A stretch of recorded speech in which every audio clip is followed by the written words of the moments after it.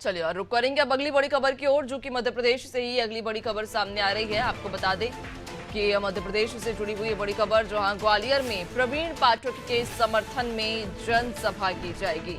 यहां शिवपुरी में यादवेंद्र सिंह यादव के पक्ष में भी सभा होगी, जहां विधानसभा करैरा में जनसभा को संबोधित किया जाएगा। पौरी विधानसभा के बैराड़ में भी कांग्रेस की बड़ी सभा आयोजित की जा रही है। भितरवार और डबरा में भी ये बड़ी जनसभा होगी, यानी कि कांग्रेस अब जमीनी मैदान पर आखिर डटकर जहां अपने प्रत्याशियों के लिए प्रचार प्रसार करने के लिए जुट गई है। ग्वालियर में प्रवीण पाठक के समर्थन में जनसभा होगी, तो वहीं शिवपुरी में यादवेंद्र सिंह यादव के पक्ष में भी प्रचार प्रसार किया जाएगा। करैरा विधानसभा की बात करें तो यहां पर भी बड़ी जनसभा होगी। पौरी विधानसभा में कांग्रेस यहां धुआंधार प्रचार करेगी, तो वहीं भितरवार और डबरा में भी कांग्रेस यहां जोरदार प्रचार करने वाली है। ज्यादा जानकारी के साथ सहयोगी दुर्गेश हमारे साथ लगातार बने हुए हैं। दुर्गेश, कांग्रेस की हम चूंकि लगातार बात भी करते हैं और ये देखने भी मिला है लोकसभा चुनाव के शुरुआती दौर से ही कांग्रेस हमेशा से ही बीजेपी से पीछे रही है।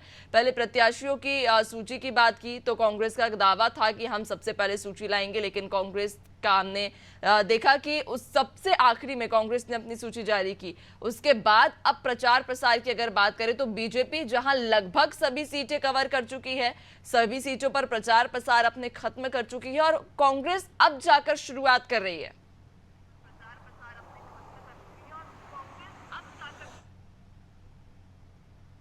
नैन्सी, कांग्रेस पार्टी जिस तरीके से पिछड़ रही है भारतीय जनता पार्टी से, उसके पीछे सबसे बड़ा कारण यही है कि इनके पास जो संगठन है, अनुशासित संगठन कांग्रेस के पास नहीं है। यही वजह है कि कांग्रेस जो बीजेपी की रणनीति है, कांग्रेस वो बीजेपी की रणनीति से काफी पीछे नजर आती है। हालांकि पीसीसी चीफ जीतू पटवारी लगातार मध्य प्रदेश के ताबड़तोड़ दौरे कर रहे हैं। हर संसदीय क्षेत्र में जाकर के रोजाना 3 से 4 जनसभाओं को संबोधित कर रहे हैं, रात्रि विश्राम भी कर रहे हैं क्षेत्र में। अपनी तरफ से वो पूरी ताकत लगाए हुए हैं, लेकिन जिस तरीके से आला कमान और जो शीर्ष नेतृत्व है, जो स्टार प्रचारक है, वो कहीं ना कहीं कांग्रेस पार्टी के प्रचार प्रसार से दूर दिख रहा है मध्य प्रदेश की धरा में।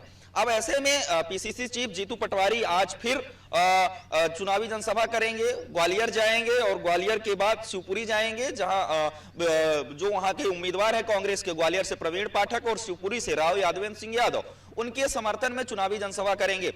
जीतू पटवारी के साथ पूर्व केंद्रीय मंत्री और पूर्व पीसीसी चीफ अरुण यादव रहेंगे, पूर्व नेता प्रतिपक्ष डॉक्टर गोविंद सिंह रहेंगे और पूर्व विधायक रामनिवास रावत भी रहेंगे।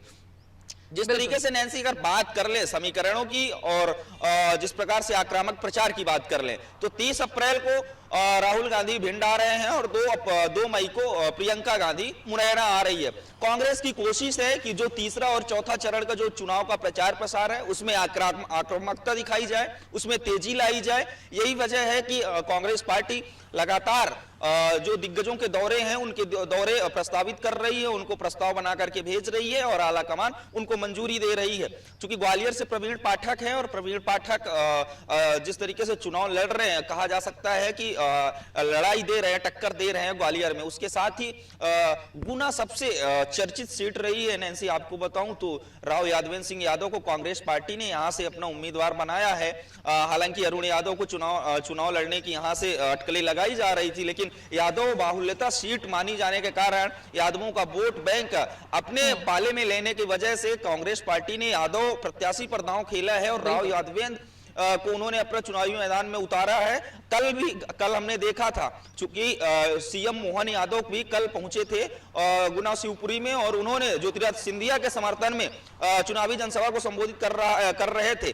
तो कुल मिलाकर हम बात कर सकते हैं कि दोनों ही सियासी दल जो थोक बाहुल्य वोट है, थोक मात्रा में वोट है यादवों के गुना शिवपुरी में, वो लेने का प्रयास कर रहे हैं। और इसी कड़ी में पीसीसी चीफ जीतू पटवारी 11 बजे करैरा विधानसभा में, 12:30 बजे पोहरी विधानसभा में और 2 बजे भितरवार व 3:30 बजे डबरा में एक बड़ी चुनावी जनसभा को संबोधित करेंगे। और कांग्रेस पार्टी जिस तरीके से महंगाई, बेरोजगारी जैसे मुद्दों को लेकर के जनता के बीच जा रही है, फसलों के दाम एमएसपी पर मिलने पर उसको लेकर के लगातार सरकार पर हमलावर रही है, लाडली बहनाओं और गैस सिलेंडर की बात लगातार कांग्रेस पार्टी कर रही है। अब देखना यही होगा नैन्सी कि जब 4 तारीख को परिणाम आएंगे तो मतदान जो होंगे, जो मतगणना होगी, वो किसके पक्ष में होगी। जी बिल्कुल, चूंकि आपने भी दुर्गेश जिक्र किया है, कांग्रेस 5 गारंटियों को लेकर इस बार जमीनी मैदान में उतरी है, तो एक और बीजेपी जहां तमाम देश के भर से जुड़े हुए जो मुद्दे हैं, राम मंदिर हुआ, 3 तलाक का मुद्दा, 370 धारा, इन सभी मुद्दों को लेकर हालांकि मैदान में उतरी है। देखने वाली बात रहेगी कि आखिरकार जनता